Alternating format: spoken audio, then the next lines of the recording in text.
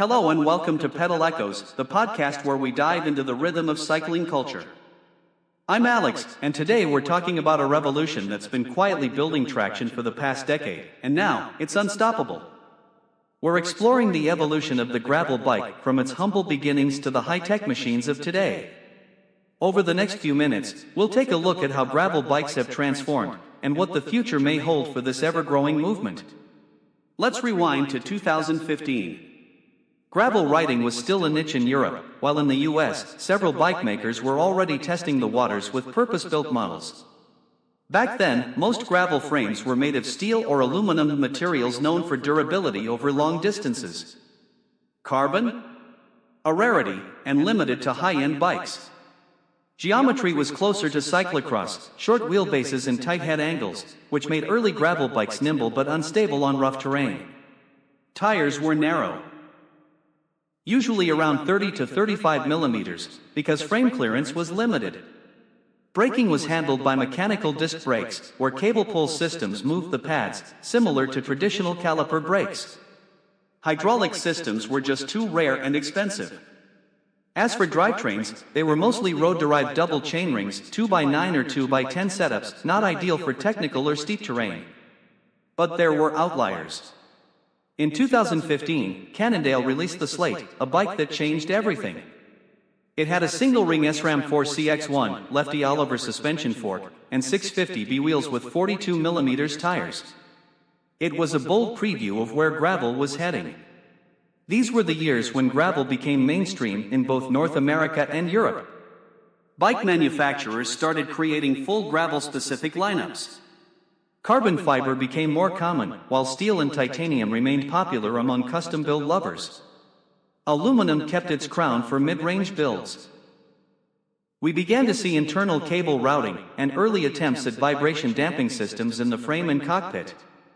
Geometry evolved: longer reach, lower bottom brackets, and slacker head angles, around 70 to 72 degrees, added comfort and control, especially on descents. Tire clearance increased, 40 millimeters became standard, boosting off-road grip and comfort. Tubeless setups gained traction, and rims grew wider internally, from 17 to 18 millimeters to 21 to 22 millimeters, offering better tire support and stability. Big players jumped in with dedicated gravel drivetrains. SRAM launched the wide-range Eagle 1X with a 10-50T cassette. Shimano introduced GRX, its first gravel-specific group. Campagnolo joined with the 13 Speedeaker, a bold move toward gravel specialization. Gravel officially exploded. Brands began splitting bikes into two major families.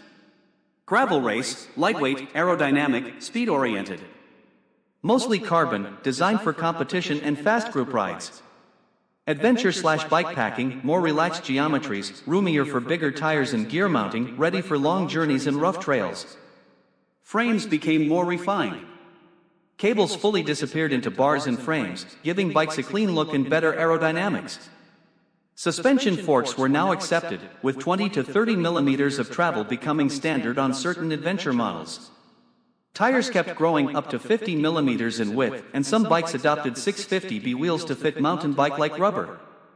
Drivetrains also advanced. Shimano expanded GRX with electronic 2x11 versions. SRAM launched the XPLR ecosystem, a complete lineup of gravel-specific components including wheels, cassettes, and gear sets. Today, gravel isn't a trend. It's a full-fledged category with tech innovations that rival those of road or mountain bikes. Let's look at some key trends shaping gravel right now. Materials. Carbon still dominates for its blend of lightness and comfort. Steel and titanium remain the go-to for custom, comfort-first builds. Aluminum continues to lead the mid-range market. Geometry. The lines between gravel and MTB are blurring. Some new frames feature head angles as slack as 68 to 69 degrees, paired with longer reach and ultra-flared drop bars for control on tricky terrain. Tires. 40 millimeters is the new norm, but many bikes accept up to 55 millimeters. Riders can now choose their setup based on speed or comfort. Tubeless? It's now the standard for serious gravel riders. Drivetrains. Electronic shifting is no longer reserved for high-end road bikes. Both SRAM and Shimano now offer gravel-specific electronic group sets, even for mid-range models. In just 10 years, gravel bikes have gone from modified road bikes to a diverse category of purpose-built machines for every kind of rider. We've seen frames evolve to fit tires once exclusive to MTBs. Simpler and more robust 1X drivetrains become the norm. Electronics and integration redefine mid-range bikes.